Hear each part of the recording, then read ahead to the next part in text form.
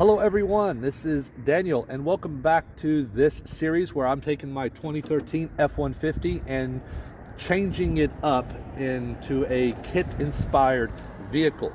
Most of my inspiration is actually coming from not KITT but Beast, which is the F-150 that we see in the television series Team Knight Rider. So once again, just inspired. It's not going to be an exact replica because this is a much newer vehicle than what Beast was. So for this episode and the next several episodes, what we'll be doing is something a little bit different. I felt like the last episode was way too long. I think I gave way too much information because I was trying to explain what I was doing, how I was doing it. So just to shorten up this episode, I'm only going to show you what I've done up to this point from the last episode, from the last video.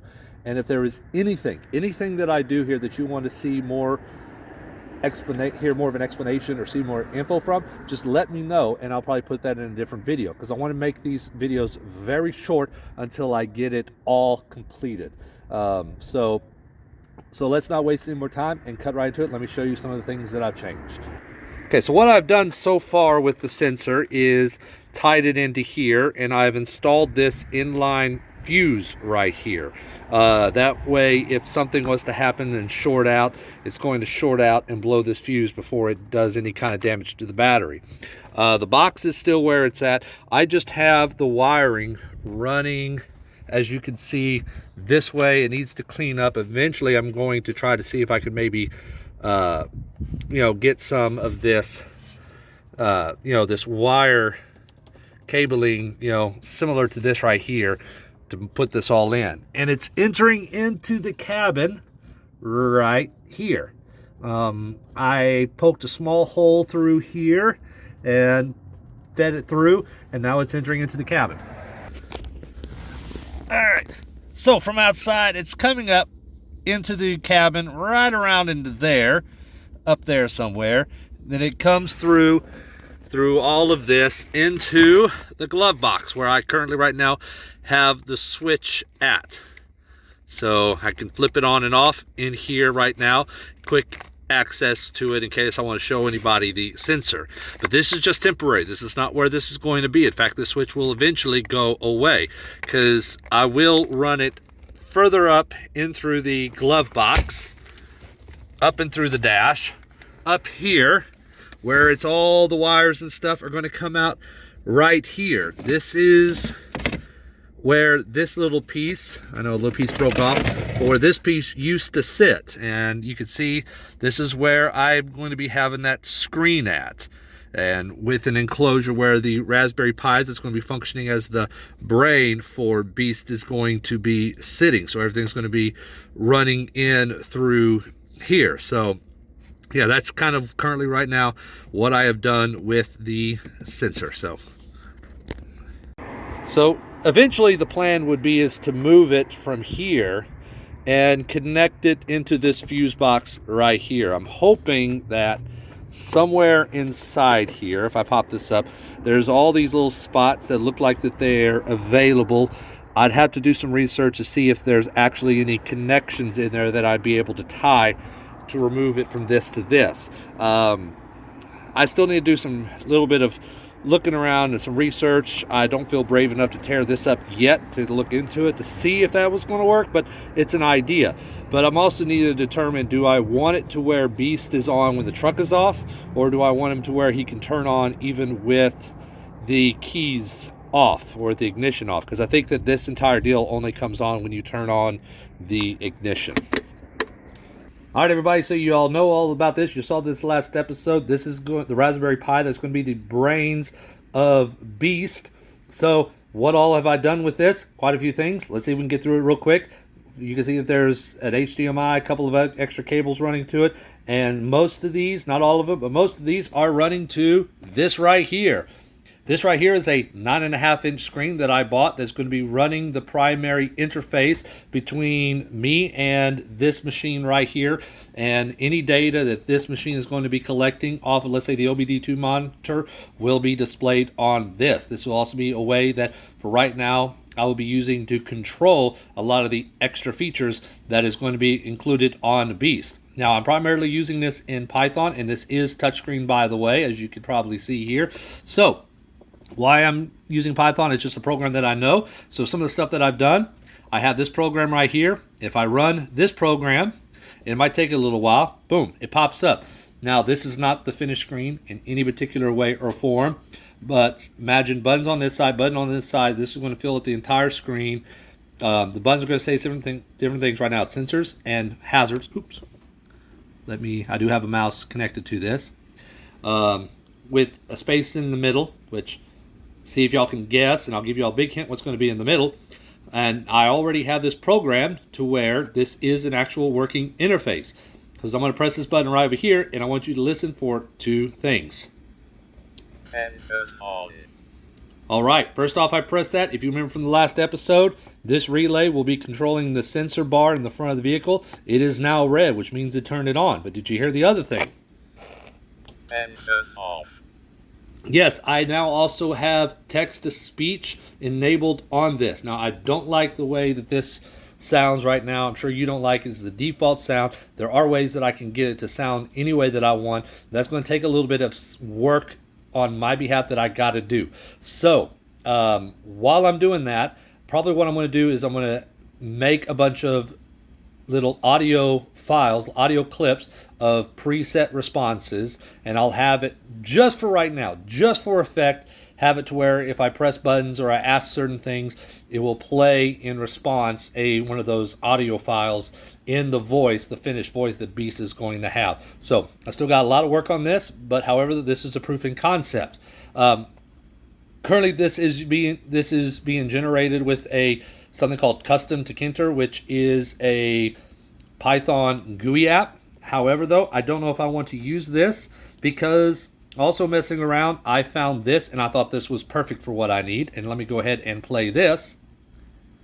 And this pops up, this little widget here.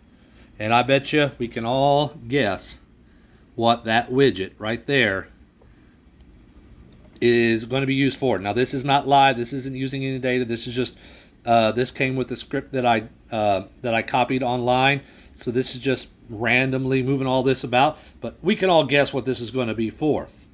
But I need to try to get this into the other program, or the other program into this, which apparently I don't know if I can do. I don't think I can. So I might have to abandon the original program and start utilizing this particular GUI module just so I can keep this in there.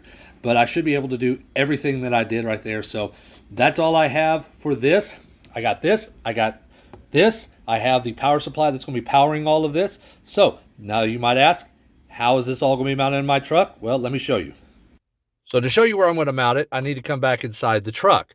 You've already seen that I have a brand new radio that I have installed inside here.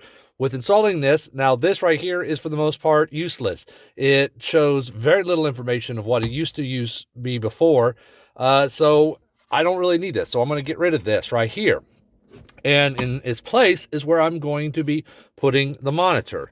So I take the monitor and it's going to be going right about there. But how am I going to hold it in? That is where this comes into play. Now, this right here is just a 3D printed mount.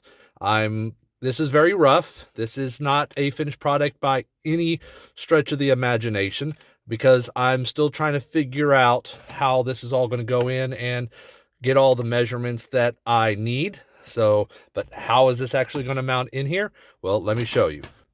Okay, everybody, and this is with it being mounted. How it's being mounted is that right here there's a cover that if I remove it, then you have access to two screws right here which hold this bezel in.